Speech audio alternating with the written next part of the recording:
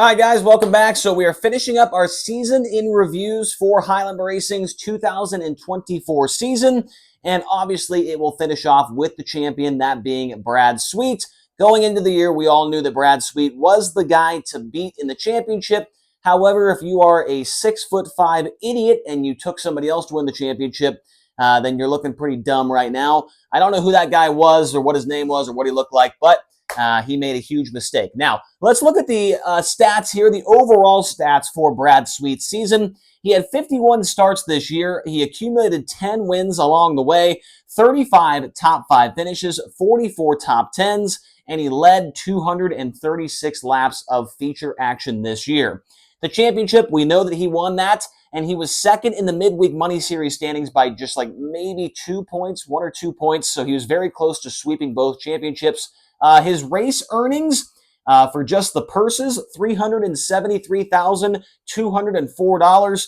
He got $250,000 for winning the championship, and then he was second in the midweek points, so that was another 15 grand on top of that. So 15 plus 373, let's just call it 400, plus 250, so another 650 grand right there for Brad Sweet, just with Highland Racing this year. He was 297 points ahead of his next closest challenger, that being Tyler Courtney. So the championship down the stretch was really not really up for grabs. I would say right in the middle of the season, it was definitely up for grabs. But after the West Coast swing, that was when things really fell apart for Tyler Courtney. The provisionals and the DNFs. Two giant goose eggs right there, and he's the only driver that we've done out of all season in reviews where he's had 0 in both of those categories, and that is how you win championships right there. So no provisionals, no DNFs for Brad Sweet.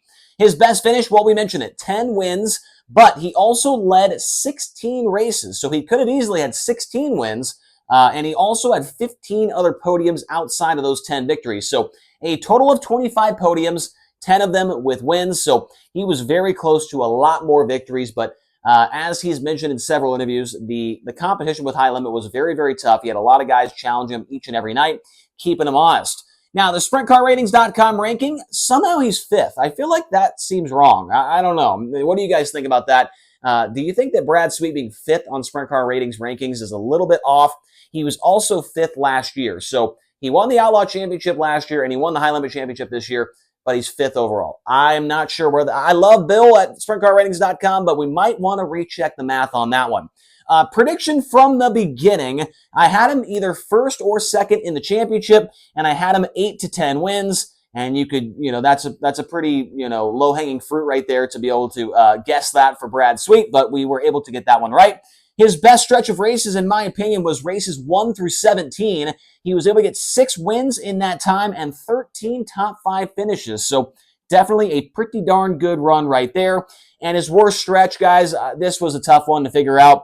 I just got races 32, 33, and 34 between Placerville and Chico. He ran 18th, 12th, and 17th, and one of those was a prelim night, so it really doesn't even count. But the only time all year where he finished outside the top 10 3 races in a row. And one of them, he was in the lead, or was he running second in the prelim? Maybe he was running second. He blew it off the track and turned for at Chico. And then the other one was Placerville, when he wrecked and he was somehow able to come back onto the racetrack. I don't know how he's able to make some of that stuff happen every now and again. But let's go over here to the other side of this season in review and look at the overall stats. And you will notice a pretty distinct trend that develops here, that Brad Sweet was first in a lot of the categories we are talking about here right now. But there are a few where he's not. I want to make sure I mention who the top guys were. Average finish 5.1 first. Average start 6.3 first. Average qualifying effort 4.8 first. Dash appearances 29. That is also first overall. Dash wins was 2. That was tied for 5th overall with 3 different drivers. The most was a tie between Rico Aber and Tyler Courtney with 4. Hard chargers, he only had 2 of those as well. A 6-way tie for 6th position overall with the series. Corey Day had the most. He had 6. Quick times, 11. That was first. B main event appearances, only 1. That is first overall as well. The average redraw wheel, he was 18. So whenever he spun the wheel in those 29 dashes, he was getting an 18 on average. That is the 12th lowest number that we were able to find. Heat race wins, he had 11 of those, a three-way tie for fifth best overall. Most heat race wins went to Rico Abreu. That was 19. Is that right? 19? 19 heat wins? That's 7 more than the next guy. I might need to check my math on that one. That seems like a lot. Top 5 efficiency. He had 30 top 5 starts, 25 top 5 finishes. That is 83% of the time he would finish in the top 5 when he started there. That is actually second best overall. Jacob Allen was actually the best in that stat department, 100%, although he only had 4 top 5 starts. We only had to finish there 4 times as compared to Brad Sweet, 30. So that's kind of a little bit of a flawed stat there. But Brad, was second overall. Top 10 efficiency, 44 out of 41. So he started in the top 10 44 times. He stayed there 41 times. 93% clip right there. That is first overall. Plus minus, plus 58. That is fifth best overall. And the most was Parker Price Miller at plus 143. Races with a positive plus minus, meaning that he finished ahead of where he started at. 34 races this year. He finished ahead of where he started. That is actually second best overall. The most is Corey Eliason, 35 for him. So first overall for Eliason.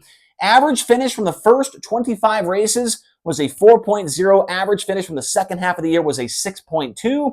And his average pill draw, people are not going to like this one, but a 22 on the average pill draw for him to find out when he would go out to qualify.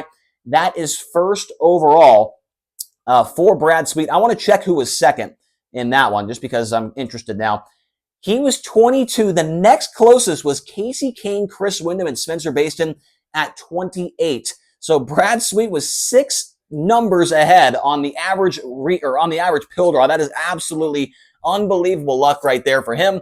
Now, the final portion of this board, we will hear from the community and hear what you guys had to say about Brad Sweet's season. Now, this community tab has only been up for, I want to say, 2 days. So not a ton of votes, but we do get a pretty good idea of what everybody is thinking.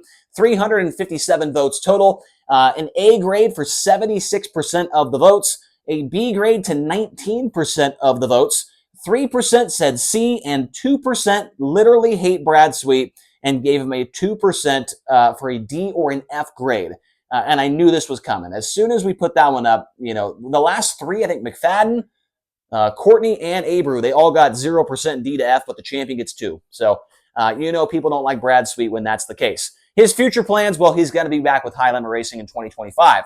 Now, let's hear from the community as well and hear a couple of comments here. We've got Z-Man 1980. He gave him a B. He underperformed in the Crown Jewels with the exception of the National Open. A 5-time World of Outlaws champion has a high bar. I will agree with that. We've also got, I'm not sure what this one, I'll just read it, whatever. John Vinnings, 5652. Not a big fan of Brad Sweet's racing tactics, cuts his sliders short a lot and causes accidents. But you can't argue with his consistency and his success over the last 6 seasons. I'm a fan of Sweet's acute business something, the people in his organization he surrounds himself with, and the business savvy. Nice work with High Limit Brad. We'll read 2 more here. Okay, how about this one? Samantha Newlin.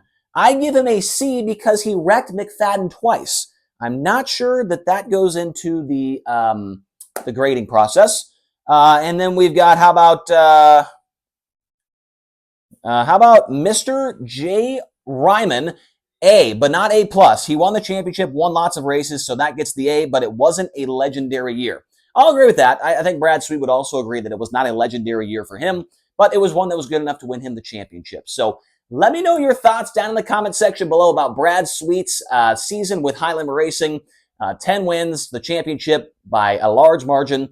And do you think anybody is going to be able to challenge him next year? Do you think he's going to win it again next year? I want to hear all of your thoughts and more down in the comment section below. Please hit subscribe, hit the like button, and comment down below. And we'll talk to you guys again here soon.